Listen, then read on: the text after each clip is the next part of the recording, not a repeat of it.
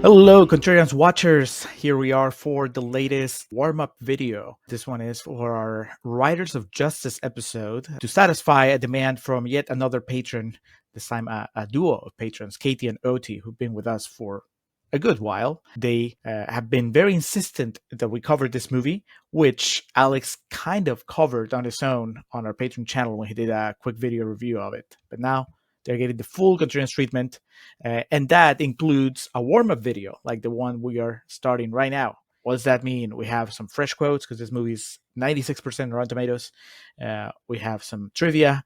And of course, this might be the easiest Josh Gad minute we've ever done, at least so far. But that's also part of the schedule here. That's where you're wrong, Julio. Oh, really? Is it just that there's so many options that suddenly it's the hardest Josh Gad minute we've ever had? I mean, I think I know where your mind's going, but I'm going to try to steer away from that.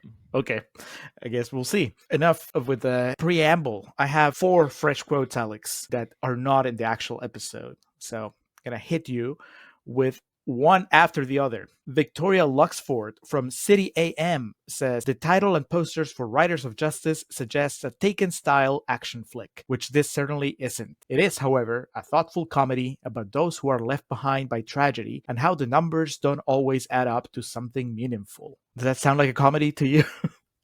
I think the foreign poster may lead one to believe that, and much like the thumbnail on Hulu here in America and the box art of the Blu-ray that I have of this would lead one to believe it is a Taken style.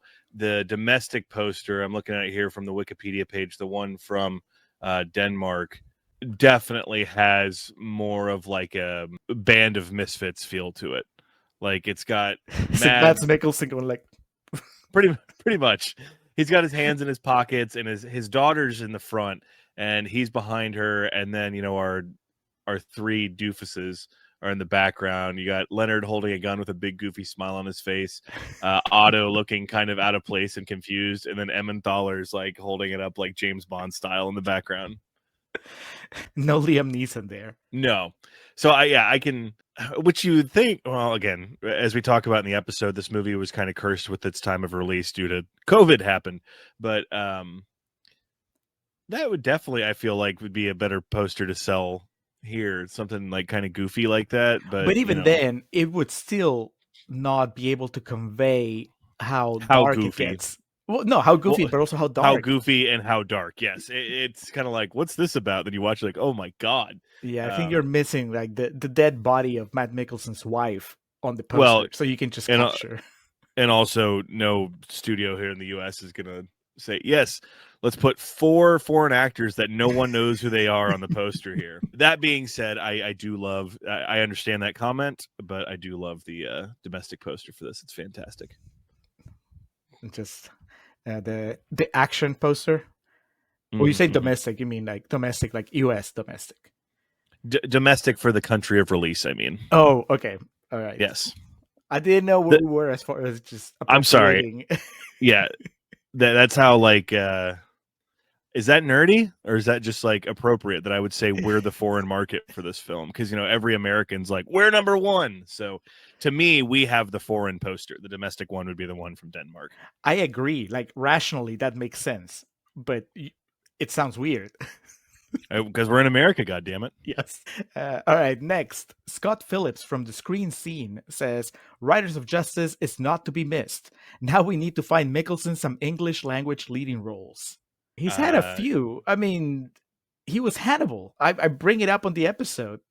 I know it wasn't a movie, but... He was the bad guy in a Bond movie. Yeah, I mean, does he want him to be the hero? Do they want him to be Bond? It doesn't count if he's the bad guy in a Bond movie, bad guy in a Marvel movie. As we talk about in the episode, or you could just watch the movies he makes instead of being like, God damn it, why isn't he speaking English? It's true. Watch the movies he makes, like The Hunt, another another romp.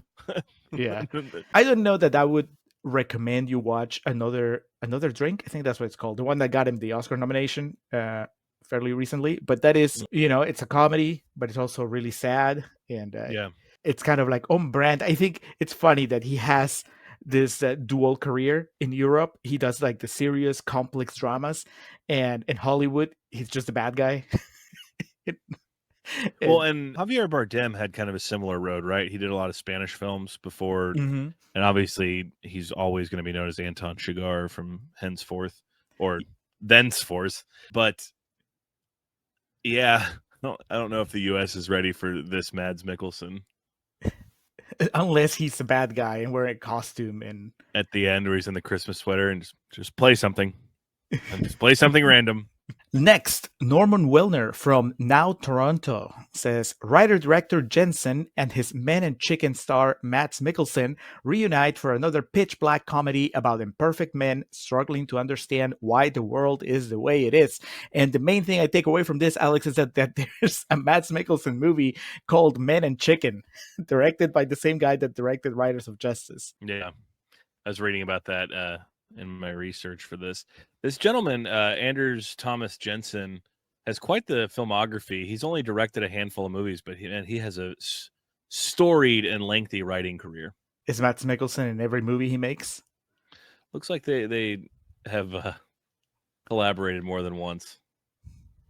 As same goes for Nicholas Bro and Otto, Nicolaj Lee Kass. They've worked together several times as well. That's cool. He has his little band of misfits.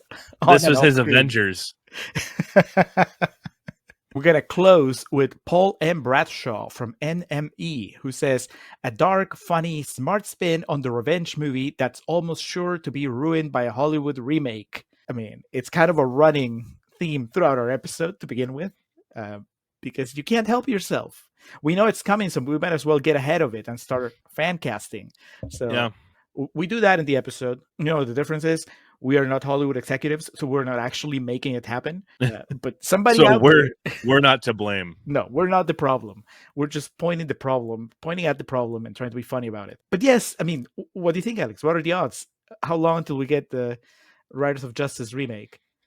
I mean, even for when it came out, it did pretty well for itself through translation from the euro to the dollar. It was around $6.4 million, and then its overall box office return was $8 million. And again, the majority of the money it took in was in a country that was still under significant limitations and lockdown for COVID. Being that its release was November 19th of 2020, as we talk about in the episode. America, we were already spitting in each other's mouths again, but other countries were still taking it pretty seriously. So now it was not the juggernaut, the other, really easy one to compare it to that we go to in the episode is The Untouchables. Mm-hmm. It didn't make $300 million like that movie did, or 400, whatever it made. But this just seems like very just ripe for an American remake. As we talk about in the episode, you'll see we don't think they're going to remake every part of it when the time comes, because there's some subject matter in this film that the American studios probably don't really feel like touching. But it seems like it's, You think they would make it? Would they make it PG-13? Would they keep it R-rated? Oh, you got to keep it R-rated. I mean, like we said, you can have Mads Mikkelsen in there still, just capping motherfuckers, but that's part of it. Would they, though? That's the thing. No. No. So who? Robert Downey Jr.? Oh, that's not. We didn't even cast the lead because we just said that. Like, Mads Mikkelsen. Yeah. Josh Brolin. Yeah. He could do it, but I don't know if he's still like in the market for action movies. Who's like an action star anymore? Keanu is like, John Wick is the only thing I can really think of is like what's kicking ass anymore. Man. Well, I know you have all the superhero movies and shit, but it's got to be Orlando Bloom coming back. This is his comeback. It's got to be an older dude though. It's got to be someone you buy as like grizzled, had a family. And I guess at this point, Orlando Bloom might fit in that mold, but he's British. Fuck. I don't know about grizzled. I mean, the biggest question is where they'll base this. Like, what part of the United States this will be based in? The South, because of the guns. But like, it seems like the natural inclination would be like New York, Los Angeles, Boston, someplace like on the coast somewhere where like gang activity is rampant. No.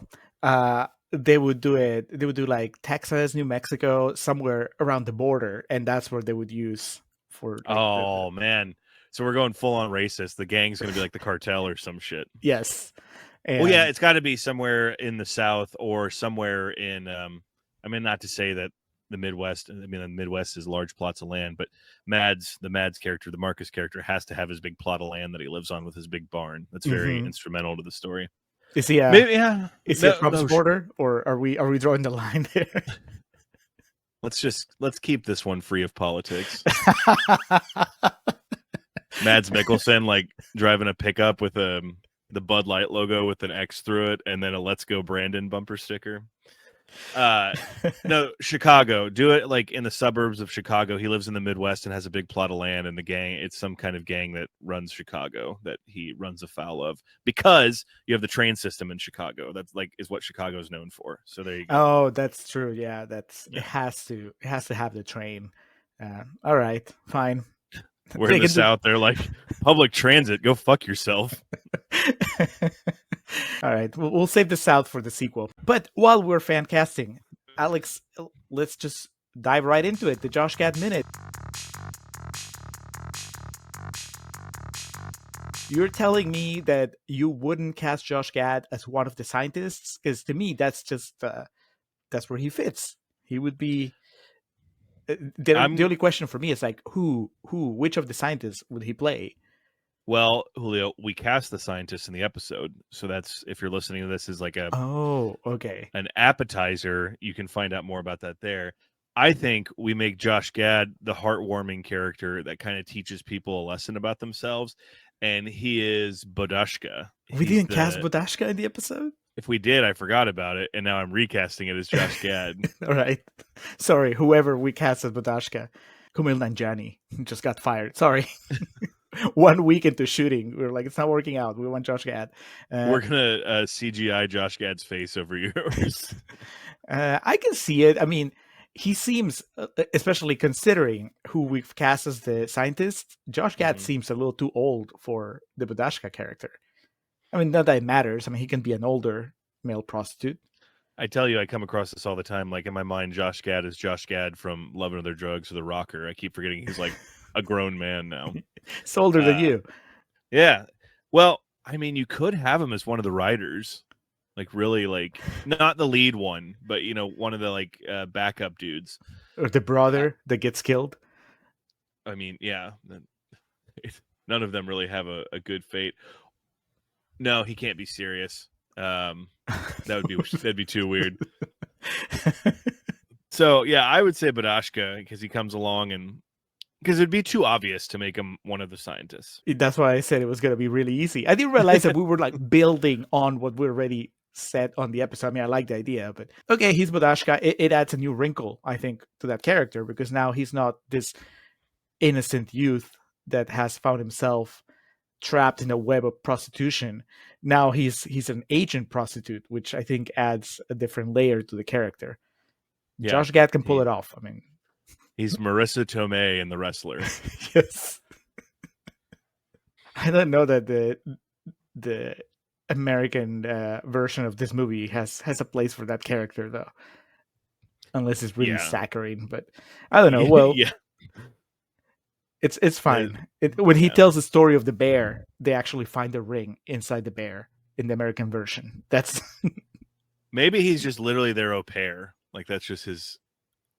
In the American version, he's just there from the beginning. He just answered, an ad Mads Mikkelsen put up before anything happened. Okay, Brad Pitt as Mads Mikkelsen. Brad Pitt as the dad. Yeah, he need that big beard. Which don't question Brad. He's had all kinds of he'll make it happen. Facial hair. Yeah. Yeah. All right. Well, it's enough. We've messed with the structure and the cast of Riders of Justice enough. If you enjoyed that, a lot of it happens also in the episode. Now tell me about the trivia that we haven't talked about, Alex. As we discussed in the episode, and I was absolutely just disgusted and appalled by, Mads Mikkelsen only needed 2 months to grow the beard that he has in this movie, and it's that like level of machismo and just testosterone is unholy. No man should possess that. He did have a tougher time packing on muscle for the role, and he only managed to add 14 pounds to his normally lean 6-foot frame. I mean, he's a good-looking dude, so just made himself even more daddy in this big beard and packed on some muscle. We never see him like shirtless, right? Like I No. couldn't really tell that he was ripped. In the scene where there's the ambush outside of Emmenthaler's place, Marcus, an elite soldier, is holding a seized rifle in a seemingly awkward and amateurish way, but this is because the rifle lacks iron sights, and instead he's having to align the entire length of the top rail with both eyes to achieve true sight picture. So, one of these things of they kind of thought of everything in this, because that's the type of thing that people are so quick to be like, that's not how it works. So I like that was something they had prepared for. Actually, it's exactly how it would work. Yeah. And then Mads is just standing there like, Mads Mikkelsen actually smashed his head into the bathroom mirror. This is in one of his Oscar clips in the movie. He freaks out in the bathroom and headbutts it. He said it was a little painful. It was his idea. He convinced the director and the film's insurance company to let him do the headbutt. The stunt coordinator tested and placed a protective cover to keep the glass from splintering, but there was no padding behind it, just a concrete wall. Mikkelsen said his plan was to do it maybe 4 times, but he could only handle doing 2 before saying, that's it, and resorted to pounding his fists in the mirror and doing only a couple before deciding to move on to something else. This reminded me of, you've seen Foxcatcher, right? Uh-huh. Famously, when Channing Tatum headbutts the wall, that was like, I mean, I say famously, but of course, anything like that's urban legend in Hollywood. But as the legend goes, he like, not like this, didn't like say, hey, let's do this. Just on the take, headbutted the wall. His head went through the drywall. And again, according to said urban legend, was like inches away from headbutting a stud, which would have fucking like not felt good. If nothing else, knocked him out, maybe broke his neck, cracked his skull, etc., etc. So I do love like Mads, it has the blood coming down. It's just like he headbutts it the second time, and everyone on set's like quiet, like, ugh. And he's like, that's it, we're done. He just goes and sits in the corner in silence. Nobody knows what to do. The ice pack on his head. Yeah. Too much. And you know what? I blame Daniel Day-Lewis. I think he is the one that just turned method acting into some sort of fetish. And now it's just one of those things where it's okay to pretend. You don't have to really do it. Fucked up his hand and just went with it. Right. Okay, well, that's different. Like, that was not planned. Well, the problem is, like, now people see that and he's like immortal for that. Like, people are going to remember that long after you and I are gone. People see that like, well, we could like, let's do something to plan that, to make that kind of shit happen in my movie. That'd be great. As we mentioned, written and directed by Anders Thomas Jensen, released on November 19th of 2020, just in time for the holiday season, because this is a Christmas film. And again, to reiterate, budget of, translated to American dollars, $6.4 million. Box office return of just under 8 million. 96% on Rotten Tomatoes, based off 139 reviews. So a fair amount of critics saw this and agreed that it's a pretty fine piece of business. I wonder if they agree that it's a Christmas movie, Alex. I know we touch on this, but fair length in the episode, but I did not get to ask you, in your rotation, when does Riders of Justice come in? Like in the Christmas rotation at the Mattis household? It's got to be like, is it Christmas Eve, Christmas Day? I usually just put the stack together about the week of, and I think like the only ones that have like, you have to have on Christmas Eve or Christmas Day, those are like Home Alone, Elf. I like watching reindeer games on Christmas Eve. No accounting for taste. Yeah. So Riders of Justice is somewhere probably in like the lead in, but you gotta sprinkle it in between, if not like flowery Christmas movies, like maybe Office Christmas episodes or 30 Rock Christmas episodes. You can't watch Die Hard, Riders of Justice, and Black Christmas back to back to back. You gotta put something in there to remind you of the happiness of the season. Which again, though, the end of Riders of Justice, of all three of those movies I just listed, the end of Riders of Justice is the most like, yeah, Christmas is the best time of the year. Yeah, you definitely don't want to end with Black Christmas. No. That's a horrible pick for ending any day, but definitely Christmas Eve would be the worst. I might watch that on Christmas Eve, like when the family goes to bed, and I just stay up and get drunk and watch that movie by myself. It's not a bad way to go. Well, whatever the case, and whatever order you watch it in, Julio, don't think your wife would particularly care for this movie, but I hope you're able to I think perhaps work it into the holiday rotation this year. I think that if I drew the parallels to the Big Bang Theory, she might find some sort of amusement there. Mm. She likes Matt Mikkelsen, and actually, when I was watching it before we recorded, she recognized him and got his name right. She said, "Oh, is this a Danish movie? Because that's Matt Mikkelsen, and he's not speaking English." And I was like, "That's impressive. I don't know that I would have known that, to say that." If I hadn't watched the movie, I would have been just like, "Hey, it's Matt Mikkelsen. It's Hannibal." That would have been like, that's like a Mentos commercial. She says that, and you just turn with the Mentos roll, and you're like, But I agree. It might be the I don't know. My wife reads some really sad books, so as far as like the sad, dark stuff, I think that it's not that would turn it off, but at the same time, I think she prefers to consume that in book form, not movie form. fortunately, it's a movie that you'll be able to make up your mind pretty quickly if it's for you or if it's not. Yes. I don't know. Yeah, I mean, it might make the rotation when she's not around or when she's like busy doing something else. So There you go. She goes to bed, and you and I are both night owls, so yeah, on your computer doing something, have I, Mads on in the background. I will follow your example and just get a physical copy because I think, and you'll hear Alex's passionate plea, but this is a movie that needs more eyes on it. But that's it. Check out the episode, watch Riders of Justice. It's on Hulu. If you're in the States, you still streaming on Hulu. You can do what Alex did and just order the Blu-ray. We'll do a Contrarians Corner on the episode where we talk about it as if it was a bad movie. Then Real Talk, where you can tell just from this little preview, it's gonna be a love fest and Real Talk, and that's fine. It's still very entertaining. And coming up next, The Long Goodbye. It's been a while. I mean, when did we do The Player? 2-3 years ago. Ooh, yeah. Time for another Robert Altman movie.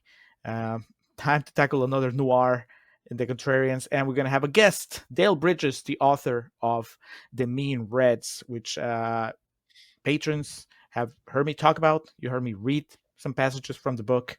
It'll be a lot of fun. So when you're done with Riders of Justice, watch The Long Goodbye. As of right now, it's on Paramount Plus and on Tubi. So no excuses. You can watch it. Less than 2 hours. As usual, thank you for checking out this video, and we will see you again soon.